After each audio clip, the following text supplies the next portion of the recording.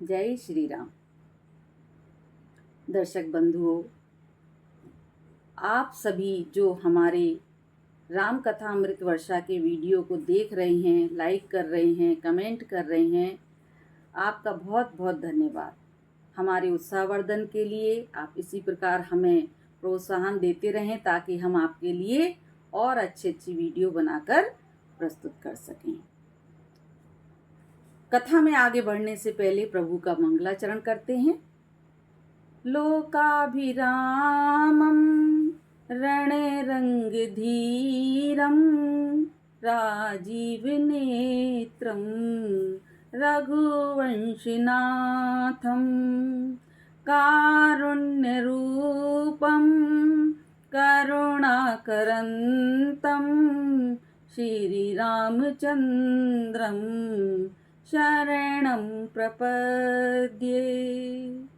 प्रेम से कहिए बोलो सियावर रामचंद्र भगवान की जय। आइए कथा में आगे बढ़ते हैं।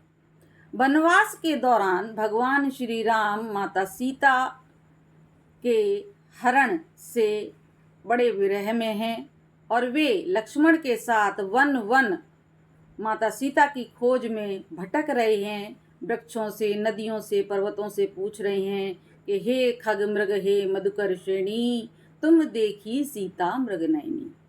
और खोज में अनेकों ऋषियों के आश्रमों में पहुंचते हैं। अंततः वे माता शबरी के आश्रम में पहुंचते हैं। ये कथा हमने कल तक श्रवण की थी। माता शबरी बरसों से प्रभु श्री राम की प्रतीक्षा में थी। भगवान श्री राम के चरणों में बैठकर वे उन्हें झूठे बेर अर्पित कर रही हैं। जब भगवान श्री राम ने उनसे माता सीता के बारे में पूछा, तब शबरी ने उन्हें एक महत्वपूर्ण निर्देश दिया। क्या निर्देश दिया? शबरी ने कहा कि हे रघुनंदन, यहाँ से आगे एक पंपा सरोवर है और उस पंपा सरोवर के ही समीप में ऋष्यमुख पर्वत है और उस ऋष्यमुख पर्वत पर सूर्यपुत्र सुग्रीव अपने मंत्रियों के साथ निवास करते हैं। वह अपने बड़े भाई बाली के भय से वहां शरण लिए हुए हैं, क्योंकि बाली ऋष्यमुख पर्वत पर नहीं जा सकता था एक ऋषि के श्राप के कारण। इसलिए सुग्रीव के लिए वह सुरक्षित स्थान और वो अपने मंत्रियों के साथ वहां पर राज्य कर रहे हैं। आप जाइए, उनसे मित्रता कीजिए, वे अवश्य आपकी सहायता करेंगे। माता शबरी के इन वचनों ने रामायण के आगामी घटनाओं की नींव रखी है। भगवान श्री राम और लक्ष्मण पंपा सरोवर होते हुए ऋष्यमुख पर्वत की ओर प्रस्थान करते हैं। उसी समय सुग्रीव की दृष्टि दो तेजस्वी राजकुमारों पर पड़ती है, जिनके हाथों में धनुष और बाण हैं, जिन्होंने तपस्वी वेश धारण किया हुआ है। सुग्रीव उन्हें देखकर भयभीत हो जाता है। कहीं बाली ने तो इन्हें मुझे मारने के लिए नहीं भेजा। और अपने संदेह को दूर करने के लिए सुग्रीव ने अपने सबसे परम विश्वस्त मंत्री, जानते हैं कौन? श्री हनुमान जी महाराज। हनुमान जी महाराज को उनके विषय में जानकारी लेने के लिए कहा। सुग्रीव भयभीत होकर हनुमान जी से कहते हैं कि हे हनुमान, जाओ पता लगाओ, ये दोनों जो तपस्वी वेश धारण किए हुए बड़े दिव्य पुरुष प्रतीत हो रहे हैं, इनका पता लगाओ ये कौन है और किस उद्देश्य से इस वन में, इस पर्वत के पास ये विचरण कर रहे हैं। कहीं ऐसा तो नहीं कि इन्हें बाली ने मुझे मारने के लिए भेजा हो। अब जरा कल्पना कीजिए, एक ओर अपने परम भक्त से मिलने के लिए प्रभु वन विचरण कर रहे हैं। ये सब प्रभु की लीला है। और युगों से अपने प्रभु से मिलने के लिए एक भक्त, एक सेवक प्रतीक्षारत है, और अब वो क्षण आने वाला है जब पहली बार भगवान श्री राम और हनुमान, भक्त और भगवान आमने सामने आने वाले हैं। देखिए, ये केवल हनुमान और राम जी का मिलन नहीं था, ये भक्ति और भगवान के सनातन संबंध का पुनर्मिलन था। क्योंकि हनुमान जी कौन है? हनुमान जी भगवान शिव के 11वें रुद्र अवतार हैं, और भगवान शिव के परम आराध्य नारायण जो श्री राम के रूप में इस समय वन में विचरण कर रहे हैं। तो हनुमान जी ब्राह्मण का वेश धारण करके राम और लक्ष्मण के समीप पहुंचते हैं। गोस्वामी तुलसीदास जी लिखते हैं कि विप्र रूप धरि कपितः गयऊ, माथ नाई पूछत अस भयऊ, को तुम श्यामल गौर शरीरा, छत्री रूप फिरहु बनबीरा।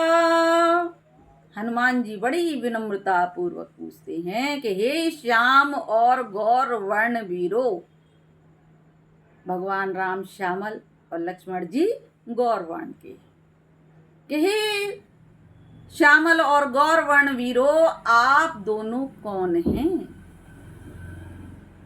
प्रतीत तो क्षत्रिय हो रहे हैं आप, किंतु वन में क्यों विचरण कर रहे हैं? फिर और आगे क्या कहते हैं हनुमान जी? कठिन भूमि कोमल पदगामी, कवन हेतु विचरहु वन स्वामी। आपके चरण अत्यंत कोमल हैं, फिर भी आप इस कठोर वन की भूमि में किस उद्देश्य से विचरण कर रहे हैं? और जैसे ही हनुमान जी ने भगवान श्री राम से ये वार्तालाप प्रारंभ किया, उनके हृदय में एक अद्भुत अनुभूति जागृत हुई,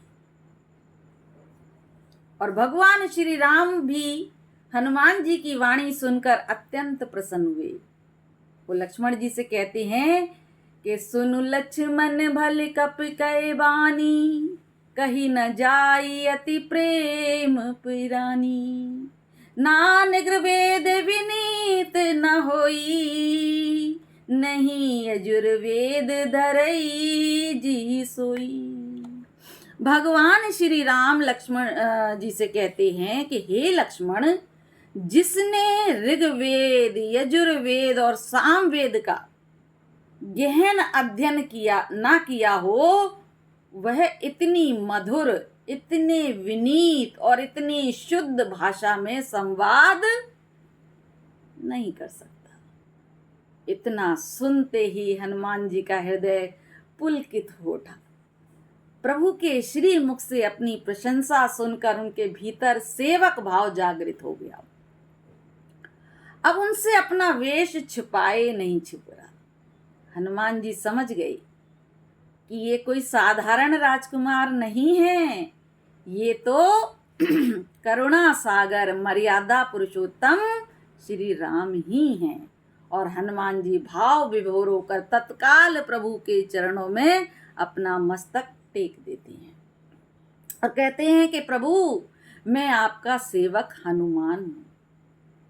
आपका दर्शन पाकर मेरा जीवन धन्य हो गया। बोलिए श्री हनुमान जी महाराज की जय।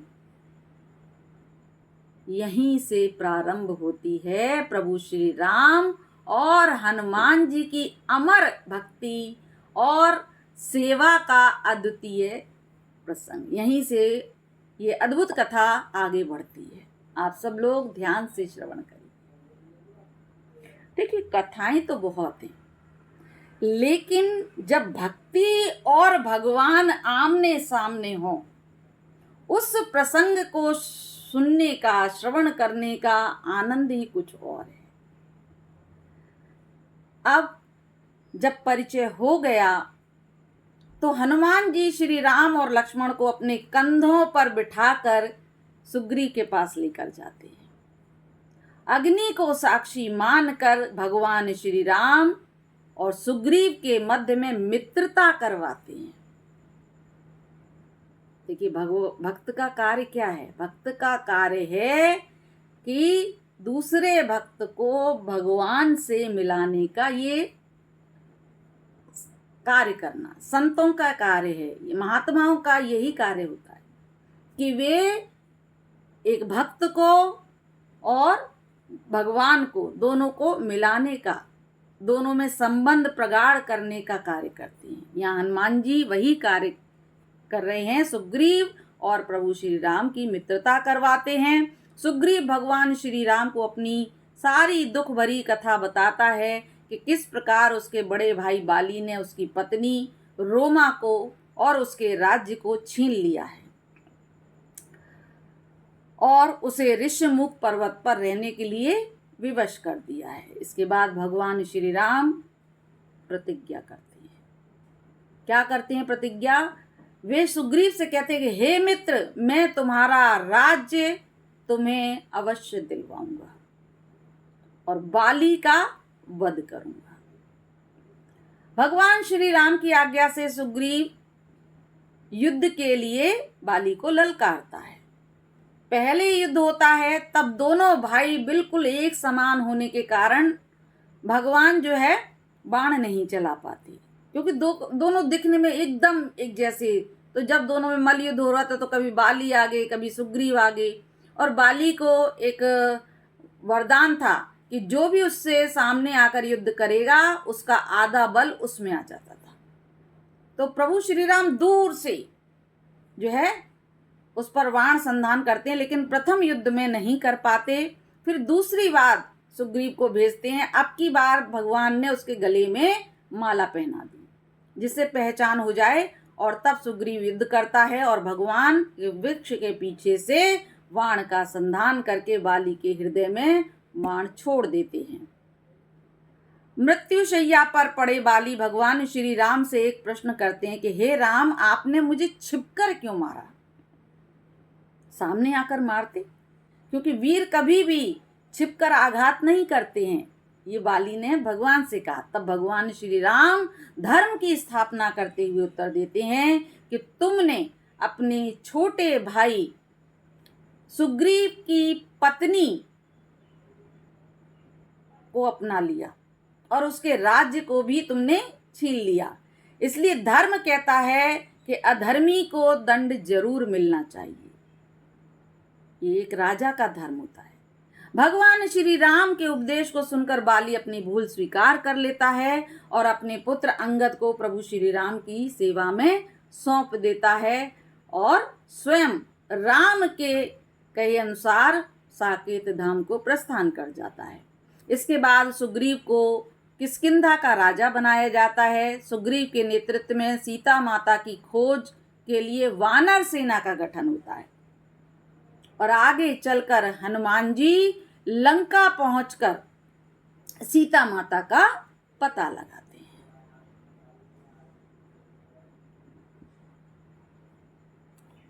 देखिए, कथाओं में एक प्रसंग दूसरे प्रसंग से इस तरह से जुड़ा होता है मानो एक जैसे माला में पुष्प गुथे हुए होते हैं। माता शबरी के एक मार्गदर्शन में माता शबरी ने सिर्फ एक ही बात कही थी कि आप यहाँ से पंपा सरोवर के पास ऋषमुख पर्वत पर चले जाइए और सुग्रीव जी के पास जाकर बताइए, वे आपकी सहायता अवश्य करेंगे। तो प्रभु चले थे सीता की खोज में, लेकिन इस मार्गदर्शन निर्देश के कारण क्या हुआ कि राम और हनुमान का मिलन हो गया।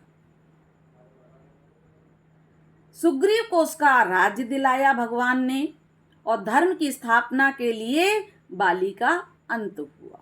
ये भी बड़ी रोचक घटना है और बहुत विस्तार में है ये, जो इतने से कम समय में आपको इसका पूर्ण जो है रस नहीं निकाल कर दे पा रहे हैं। लेकिन कभी ज़रूरत पड़ी तो बड़ी कथाओं में आप अवश्य सुनिएगा। तो बाली का जब अंत किया तो रामायण का ये प्रसंग केवल एक कथा नहीं है कि भाई हम एक स्टोरी सुन रहे, कहानी सुन रहे हैं, बल्कि ये एक पूरा का पूरा जीवन दर्शन है। ये जीवन दर्शन हमें सिखाता है कि एक सच्चे भक्त का दिया हुआ मार्गदर्शन ईश्वर की लीला का महत्वपूर्ण माध्यम बन जाता है। देखिए, हमेशा भगवान ही भक्त की सहायता करें ऐसा जरूरी नहीं है। कभी कभी भगवान को भी भक्तों की जरूरत पड़ जाती है। हाँ, जब गंगा पार करनी थी तो प्रभु को केवट की जरूरत पड़ी, और आज सीता की खोज करनी है, पता लगाना है, तो वे माता शबरी के आश्रम में आए कि कभी कभी भगवान को भी भक्तों की आन पड़े, जाना था गंगा पार प्रभु केवट की नाव चढ़े। भगवान की कथाओं का कोई अंत नहीं है। हरि अनंत हरि कथा अनंता, कहि सुनहि बहुविधि सब संता। कल कथा में आप और हम श्रवण करेंगे कि सुग्रीव ने क्या दिशा निर्देशन किया माता सीता की खोज के लिए।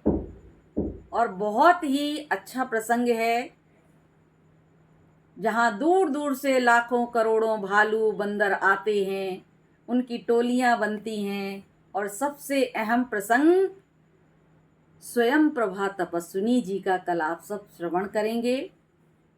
आज की कथा के लिए यहाँ पर हम लेते हैं एक विराम। प्रेम से कहिए जय श्री राम। और आप भी प्रभु के सच्चे भक्त हैं तो वीडियो को लाइक करिए, कमेंट करिए, शेयर करिए। जय जय श्री राम।